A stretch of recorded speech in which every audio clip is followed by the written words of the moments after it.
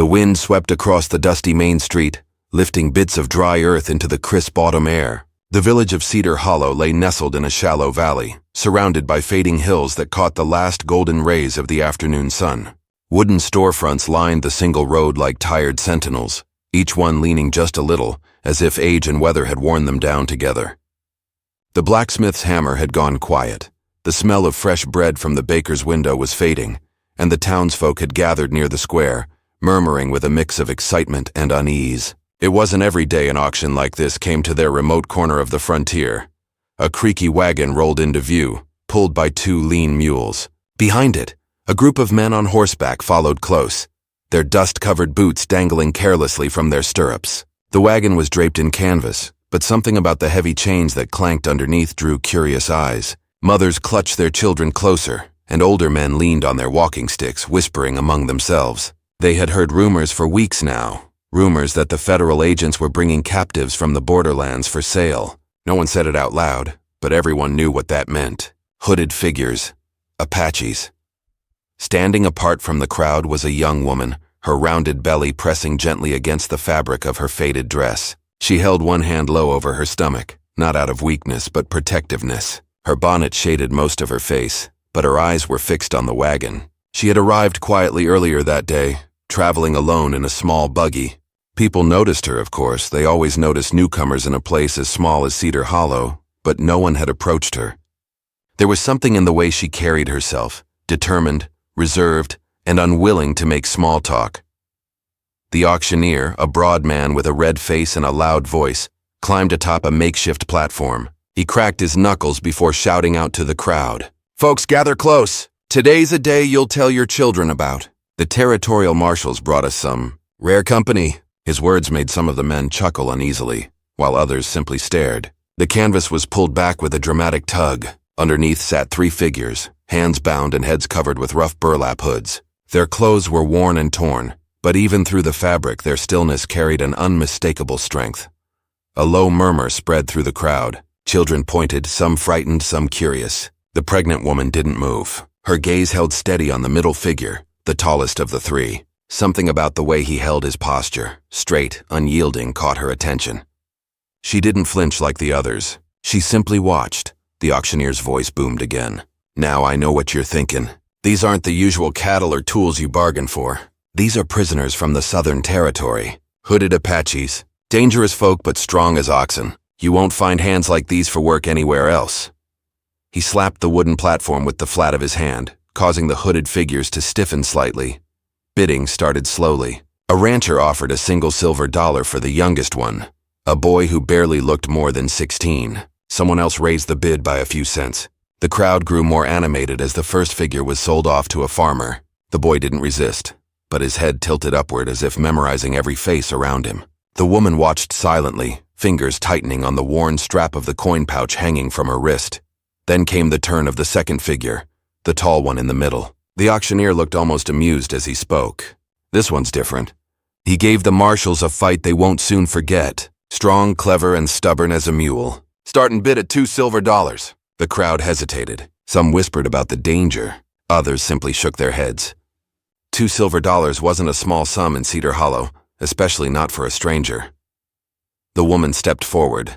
The movement was so unexpected that even the auctioneer paused.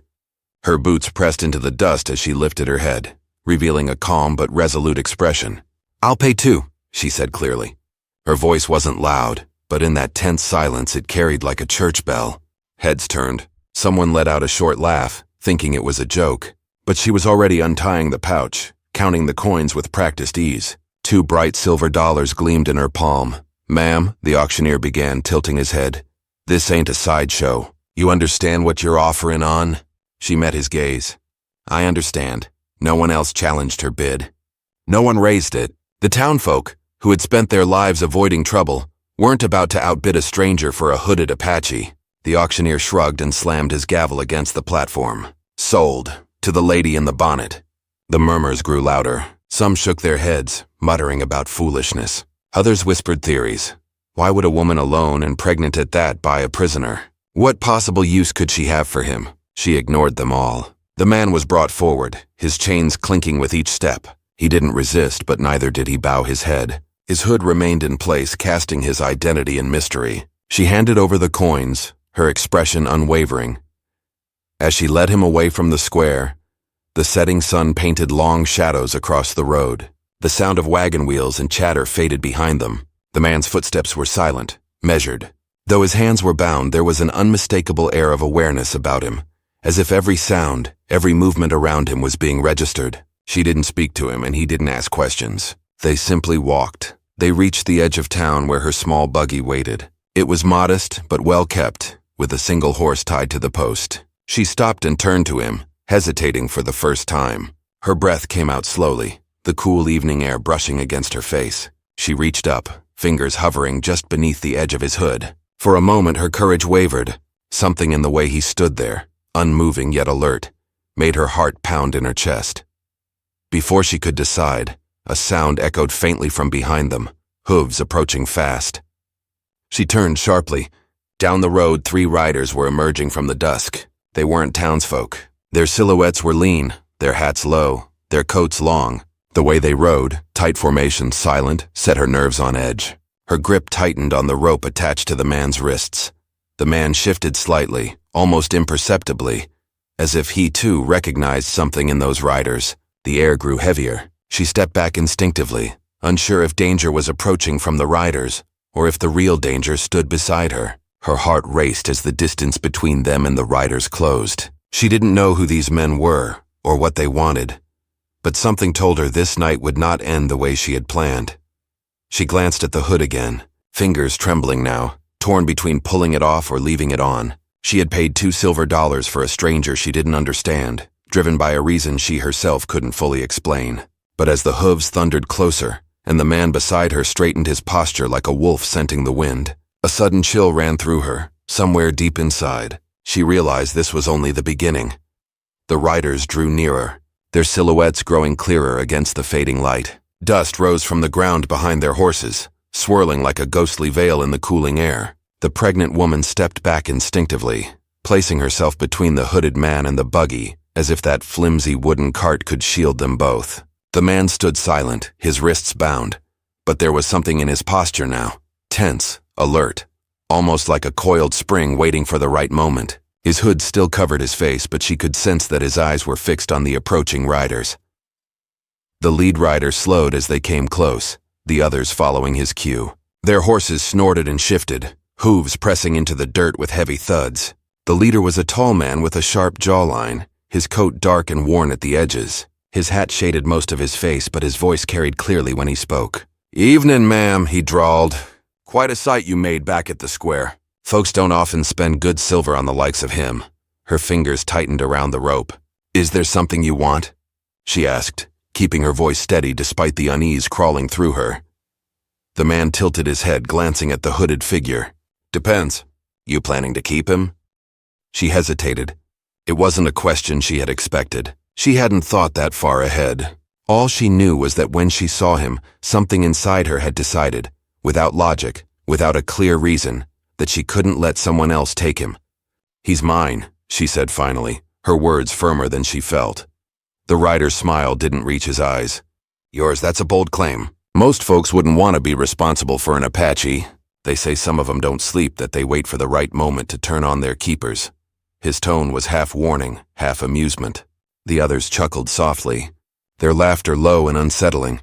The hooded man didn't move, didn't speak, but she noticed the way his shoulders shifted almost imperceptibly, as if he understood every word being said. She wondered if he did. She had no idea what language he spoke, only that there was an intensity about him that made it hard to look away.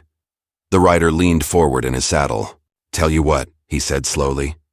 "We're riding out toward the ridge tonight. If you change your mind, we'll be around. Might save you some trouble down the line." He tipped his hat and gave a sharp whistle. The horses turned with practiced ease, and in moments they were galloping back toward the hills, leaving behind a faint cloud of dust and a heavy silence. She stood still for a long moment after they were gone, her pulse slowly settling. She glanced at the man beside her. He hadn't reacted outwardly, but she felt the weight of his presence more now, like a storm cloud just beyond the horizon. She exhaled, untied the horse, and helped him climb into the buggy. He moved with quiet precision, as if every action had a purpose. The ride out of town was long and hushed. The road stretched ahead like a ribbon disappearing into the darkening fields. Lantern light flickered from a few distant farmhouses, but most of the countryside was swallowed by night. She sat upright, hands steady on the reins, but her mind was racing. She thought about the riders. She thought about the auctioneer's warning. She thought about the moment she stepped forward with those $2 silver, guided by something she couldn't name.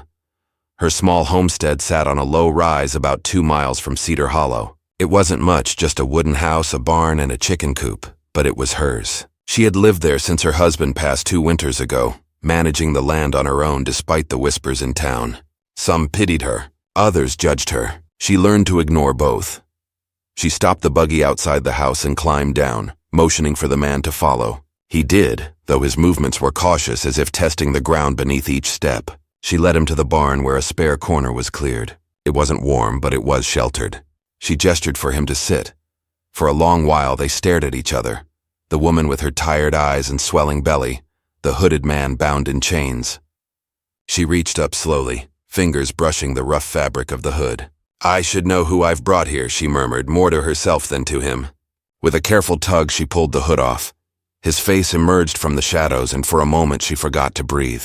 His features were strong and defined, his dark hair falling loosely over his forehead. His eyes met hers directly, calm, intense, and far too perceptive. There was no hatred there, no fear either, just an unreadable stillness that unsettled her more than anger ever could. She stepped back slightly. "You understand me?" she asked. He didn't answer, but the way his gaze didn't waver made her think he understood more than he let on.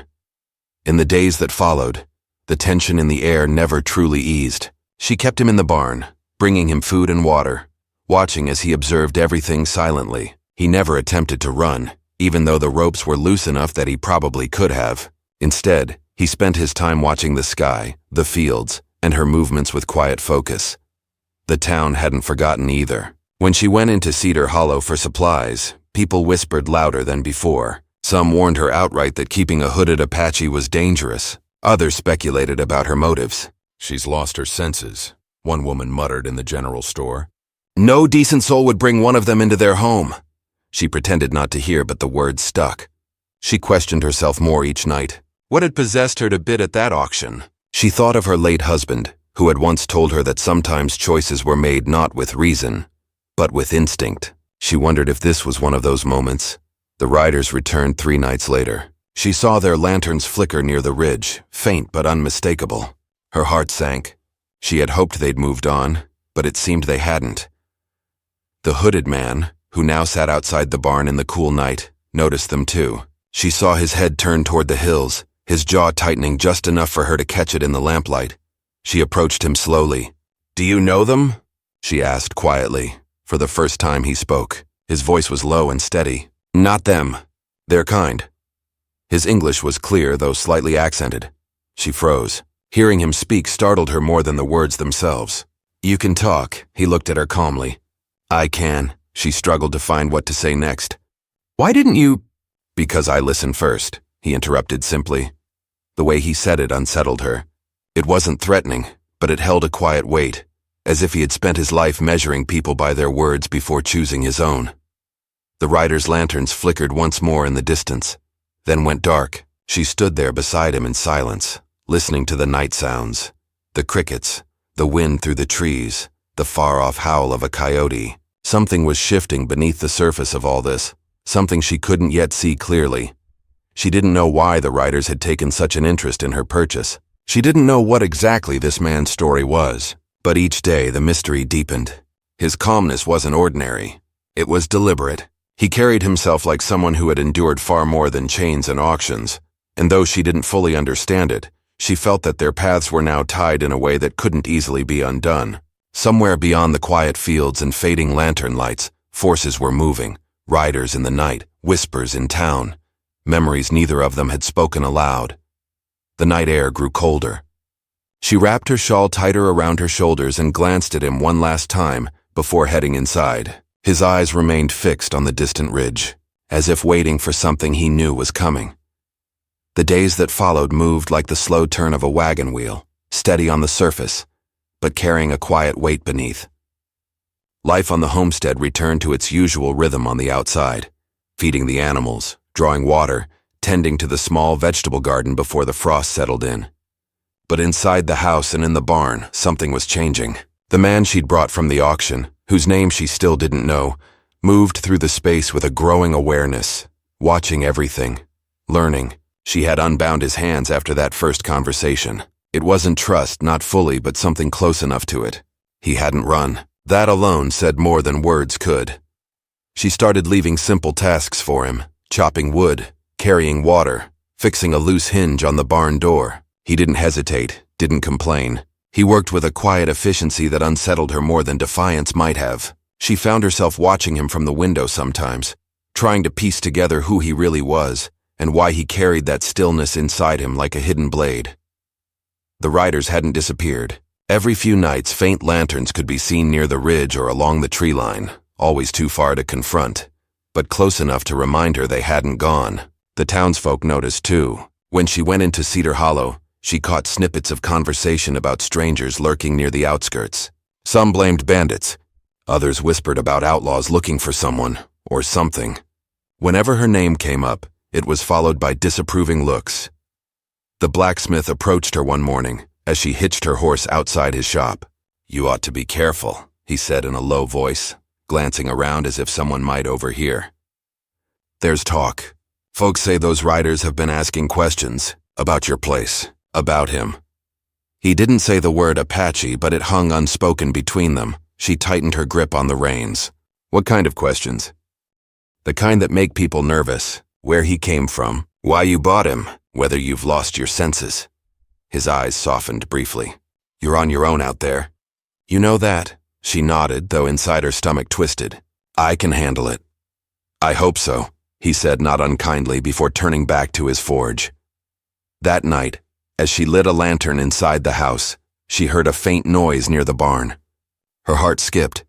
She set the lantern down and stepped outside. The moon was thin and pale, casting faint light across the yard. The man stood by the barn door facing the darkness beyond the fence.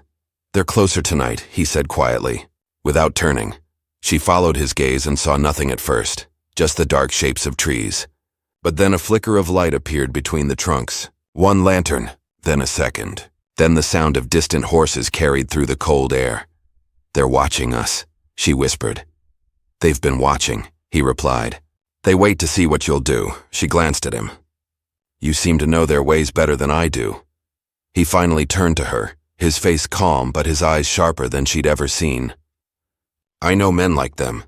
Not soldiers, not settlers, hunters." She shivered, pulling her shawl closer. "Hunters of what?" His gaze didn't waver. "Sometimes people, sometimes secrets." The next day brought unexpected visitors. A pair of lawmen from the territorial office arrived on horseback, their coats bearing the faded star badges that gave them a kind of authority that made townsfolk uneasy. She saw their dust trail long before they reached her homestead. The man watched from the barn as she greeted them near the gate. The older of the two, with a gray beard and tired eyes, tipped his hat politely. "Afternoon, ma'am. We're making our rounds. Word in town is you bought one of the prisoners at the auction last week." She kept her face neutral. "That's right. He's here." The second man, younger and sharper in manner, leaned on his saddle horn. "You understand these prisoners ain't like ordinary laborers, ma'am. They were captured for a reason. Dangerous types. You sure you can handle that responsibility?" "I've managed fine," she said evenly. The older man nodded slowly. "We just need to know you're aware of the risks. We've had reports of strangers near the ridge. Riders. Could be bandits, could be bounty hunters. Sometimes when captives are taken, others come looking to get 'em back, or get their own reward." Her heartbeat quickened, but she kept her voice steady. "I've seen them," the younger man frowned. "And you didn't report it?" "To who?" she asked. "The town doesn't have a sheriff anymore, and you two ride through once a month at best. If something happens, it'll be over long before you reach this far out." The older man's mouth twitched slightly at that, like he knew she wasn't wrong. "Fair enough. Just keep your eyes open. If you see those riders again, send word through town." She nodded. They tipped their hats and rode off, their horses' hooves fading into the distance. That evening, as she sat by the small fire inside her house, she finally asked the question that had lingered unspoken. "Why were you taken?" The man sat across from her, his hands resting on his knees. He didn't answer right away. "Because I didn't run," he said finally. She frowned. "That doesn't make sense." "They came through my people's land," he said slowly. "Some fled. Some fought. I stayed behind to lead them away. I was caught." His voice carried no bitterness, just quiet fact. She studied him for a long moment. "Why would they bring you here?" "Cedar Hollow's nowhere near the borderlands." He looked into the fire. "Because someone wanted to see me sold. Someone who knew where I'd be." His words hung in the air like smoke. She realized then that this wasn't just about the auction or the town's suspicion. There was something larger beneath it, something deliberate. The nights grew colder as October settled fully over the valley. The riders didn't attack, but their presence was like a hand at the back of her neck. She began to notice signs she had missed before. A broken twig near the barn, hoof prints half hidden in the frost, a chicken coop latch left unhooked. Whoever they were testing the edges of her world, seeing how close they could get before she reacted. Meanwhile, inside the barn, something shifted between her and the man. Their conversations grew a little longer each night. She learned fragments about his people, never names, never full stories, but glimpses of places she'd never seen. He, in turn, asked quiet questions about the town, about how she lived alone, about the child she carried. His questions were never prying, just curious. One evening, as they listened to the distant howl of a wolf, she asked, "What would you do if they came for you?" His gaze drifted to the dark horizon. "I would not hide." The simplicity of the answer unsettled her more than any threat could. He wasn't boasting, he was stating a fact. As the nights wore on, she began to sense the storm building, not just outside with the riders, but within Cedar Hollow itself. The whispers in town grew louder. People began to divide. Some said she should turn him over to the lawmen, others argued she had the right to keep whoever she paid for. A merchant quietly warned her that certain townsfolk were planning to pay her a visit if things didn't settle soon. And then, one early morning before dawn, she woke to the sound of a horse's panicked whinny. She grabbed her lantern and rushed outside. The barn door was open. The man was gone. Her heart pounded as she scanned the yard. Fresh hoof prints led away from the property toward the ridge. She couldn't tell if he had been taken, or if he had gone willingly, but the silence that followed was heavy. And for the first time since the auction, she realized just how tangled their lives had become. Somewhere out there, beyond the fields and the thin line of trees, the riders were waiting, and now so was she. The frost was still clinging to the grass when she realized he was gone. The air was cold and sharp, burning her throat with every breath as she ran toward the barn. Her lantern swung wildly in her hand, throwing erratic shadows across the yard. The door hung open, creaking faintly in the breeze. Inside, the rope she had used to secure the barn was cut clean through, not frayed or torn. Whoever had done it had been precise. She stepped back, scanning the ground. The hoof prints were fresh, still crisp against the damp earth. She could tell at least 3 horses had passed through. Her heart began to hammer as her mind filled with possibilities. The riders, they'd finally moved. She clenched her jaw, pushing down the panic that threatened to take hold. She didn't have time for fear. She hurried inside the house, grabbed her coat, and slung her old rifle over her shoulder. She had learned to keep it close after her husband passed, though she hadn't had to use it in years. With the horse saddled, she followed the tracks as the pale morning light began to stretch across the land. The valley ahead lay quiet, but that silence didn't feel peaceful anymore. It felt watchful. The trail led toward the ridge just as she feared. That stretch of land had always unsettled her. Jagged rock, dry brush, and narrow paths that could turn treacherous in an instant. It was the kind of place where sound carried strangely, and eyes could watch from a dozen unseen places. She slowed her horse as the tracks became harder to follow. The ground here was rockier, the hoof prints fading into a maze of stones and twisted roots. She dismounted and continued on foot, leading the horse carefully. Her boots crunched against the frost-hardened soil. Every step made her more aware of how alone she was out here. There was no town within earshot, no lawmen nearby, no one to call for help if things went wrong. And yet turning back wasn't an option. She couldn't explain why, but something inside her refused to let him disappear into the hills without knowing why or how. Halfway up the ridge, she found the first sign. A piece of rope, his rope, was snagged on a low branch. It had been cut deliberately. She examined it closely, noticing the clean edge. Whoever had taken him hadn't done it in a rush. They'd planned this. She glanced around, her breath coming out in visible puffs. The stillness made the hair rise on the back of her neck. She pushed onward. The path narrowed, twisting between boulders. Then she heard it. Faint voices carried on the wind. She froze, crouching low beside a rock. The voices were distant but growing clearer. Men talking in low tones, the occasional clink of metal, the restless snort of horses. She crept forward carefully until she could see them through a gap in the rocks. There they were, the riders. 3 of them, just like before. Their horses were tied loosely to a dead tree, steam rising from their nostrils in the cold air. 2 men stood near the fire they'd built, while the 3rd paced near a figure sitting on the ground. The man she had brought from the auction. His hands were bound again, but this time his posture was different. He wasn't sitting like a captive. He sat straight, alert, his eyes following their every move. The leader of the riders crouched in front of him.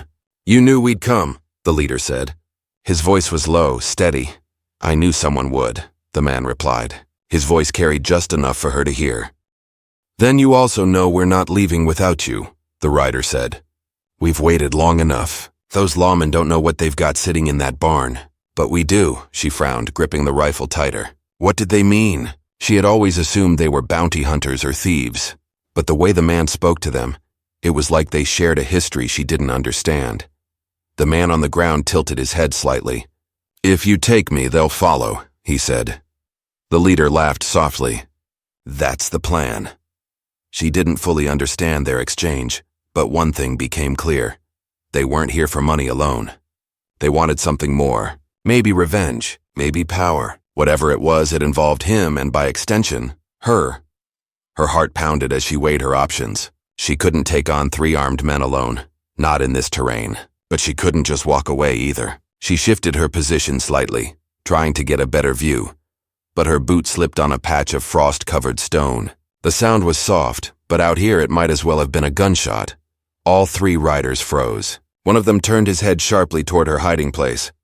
She ducked back, holding her breath. "I heard something," one of the men said. "Check it," the leader ordered. Footsteps crunched closer. She pressed herself against the cold stone, praying the gray morning light would keep her hidden. A shadow fell across the rocks. One of the riders was just feet away now, his boots scraping against the ground as he searched. She steadied the rifle against her shoulder, her hands slick with sweat despite the cold. The rider paused, squinting into the crevice. She could see the barrel of his revolver glinting faintly. He took a step closer. Her pulse roared in her ears. Then, from behind him, the man's voice rang out suddenly. "Over here!" The rider spun back toward him instinctively. In that split second, she slipped further into the shadows. He had distracted them deliberately. "What's this about?" the leader asked, annoyed. "Your man doesn't know how to listen," the captive replied calmly. The leader growled, but the distraction had worked. The rider eventually turned back, muttering, and rejoined the others. She exhaled silently, her heart pounding. He had seen her. Somehow, from that distance, through all that tension, he had known she was there, and he had bought her a few more seconds of safety. The riders began packing up their small camp. "We move before noon," the leader said. "Once we cross the ridge, no one will follow." Her window was closing. If they reached the other side of the ridge, it would take her days to find them, if at all. She had to act before they moved. But how? She retreated down the path just far enough to find a vantage point overlooking the narrow trail they'd have to take to leave. The ridge path wound between 2 steep drops. It wasn't much, but it was a place where she could make a stand, if she was brave enough. She settled behind a fallen log, loading her rifle with trembling hands. Hours passed slowly as the sun rose, burning off the frost and replacing it with a brittle kind of warmth. The riders began leading their horses toward the path, the man walking between them with his hands still bound. She could see his eyes scanning the cliffs, searching. She wondered if he knew she was still close. When the riders reached the narrow pass, she raised her rifle. Her breath steadied. Her finger hovered near the trigger. She wasn't aiming to kill. She just needed to startle them, create enough chaos to pull him away. She fired. The crack echoed across the ridge like thunder. One of the horses reared, panicked, nearly throwing its rider. Shouts rang out. The men ducked for cover, drawing their weapons. She fired again, hitting a rock just above their heads, sending shards flying. "It's her!" one of them shouted. The leader barked orders. "Find her!" The man used the moment. With a sudden, fluid motion, he rammed his shoulder into the rider nearest to him, knocking him off balance. He grabbed the man's dropped revolver, even with his hands bound, and rolled behind a boulder. She could see the speed and precision of someone who had done this before. Not a captive, but a fighter. Gunfire cracked back and forth across the ridge. She ducked lower, heart hammering, as bullets chipped the stone near her. The smell of gunpowder filled the cold air. The horses screamed and bolted toward the trees. She caught sight of him through the smoke and dust. He had slipped his bonds somehow and was crouched low, eyes locked on the leader. There was no fear in his face, only focus. The leader's voice cut through the chaos. "You think she can save you?" "She's not part of this." But his words told her something he didn't mean to reveal. This wasn't just about her buying him at the auction. There was a history here, something far older and more dangerous than she had understood. The gunfire paused for a brief moment, both sides taking cover, waiting. The ridge had become a silent standoff, 3 riders on one side, her on the other, and him in the middle. The wind picked up, carrying the smell of smoke and frost. Somewhere far below, a hawk cried. She looked at him. He looked back. And in that silent exchange, she realized that whatever happened next would decide everything, not just for him, but for her, the child she carried, and the life she had built on the edge of nowhere. The final confrontation was no longer approaching. It had arrived. The wind cut through the ridge like a sharp blade as silence hung over the standoff. The sun had climbed high enough to cast harsh light across the jagged rocks, turning the ridge into a stage where every breath, every movement mattered. Her hands tightened on the rifle. Below, the 3 riders crouched behind boulders, their weapons ready. Between them and her, he stood half in the open, chest rising and falling steadily, his dark eyes scanning the terrain. It felt like the entire valley had paused, waiting for someone to make the next move. The leader shouted across the gap, his voice low and clear. "You can walk away, lady. This isn't your fight." She steadied her breathing. "It is now." The words surprised her even as they left her mouth. She had spent so long surviving quietly, never picking sides, never letting anyone too close. But now, looking at the man she had bought for $2 silver and the men who had followed him across the land, she understood something had shifted inside her. She couldn't turn back. The leader laughed harshly. "Then you'll fall with him." Before his men could react, the man by the boulders moved. It wasn't reckless. It was measured. He dashed across the rocks toward the leader, drawing their fire away from her. Bullets struck stone, sending splinters flying, but he moved like someone who had done this before. Quick, sure, reading the land like a language. She took the chance, raising her rifle and firing at the rider on the left. Her shot clipped his shoulder, spinning him off balance. The leader fired back at her, the bullet grazing the log she was crouched behind. She ducked, heart hammering, then heard a sharp cry below. When she peered over the ridge, she saw the man tackle the second rider to the ground, disarming him in one swift motion. The 2 rolled across the dirt, the gun skidding away. The leader's attention snapped toward them, and for a brief moment his guard dropped. She didn't hesitate. She fired once more, hitting the rock just beside him. The impact sent shards into his face, making him stumble back. The man rose from the scuffle, holding the revolver now, his breathing hard but controlled. He turned to the leader, eyes steady. "It ends here." The leader spat blood into the dust. "You think you can run from what you did?" The words made her pause. She hadn't known much about his past, but the way the leader said it carried weight. The man didn't flinch. "I didn't run," he replied. "You hunted." It was then she understood. This wasn't just a band of bounty hunters chasing a prize. This was personal. Whatever history existed between them had begun long before Cedar Hollow, long before the auction. The leader's face twisted with something between hatred and satisfaction. He raised his gun, but before he could fire, the man was faster. A single shot rang out, echoing off the ridge walls. The leader dropped his weapon and staggered back, a red stain spreading across his coat. The remaining rider scrambled to flee, spooked horse kicking up dust as it disappeared down the ridge. The leader fell to his knees, glaring up at the man with a mixture of fury and disbelief. "You'll never outrun it," he rasped. The man didn't answer. He just lowered the gun slowly, his face unreadable. The sound of retreating hooves faded, leaving behind only the wind and the crackle of dying gunpowder. She climbed down from her position, her legs trembling with adrenaline. When she reached him, he was standing over the leader's body, silent. She didn't say anything at first. There was nothing to say. He finally turned to her. "You shouldn't have followed." She met his gaze. "And you shouldn't have left without a word." For the first time since she'd met him, a faint shadow of emotion crossed his face. Something like guilt or maybe respect. I didn't want them near you, he said. They came anyway, she replied.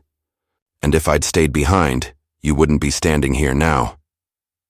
The tension between them broke then, not with words, but in the quiet understanding that neither had chosen this path lightly. She helped him gather the weapons scattered across the ridge. Together, they led the surviving horses back toward the homestead as the sun began its slow descent.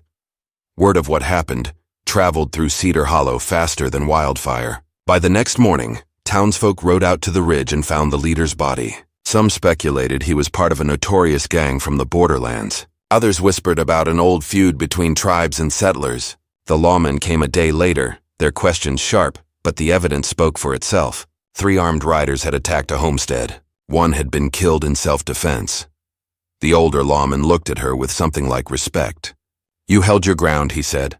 Not many would have. She didn't feel heroic.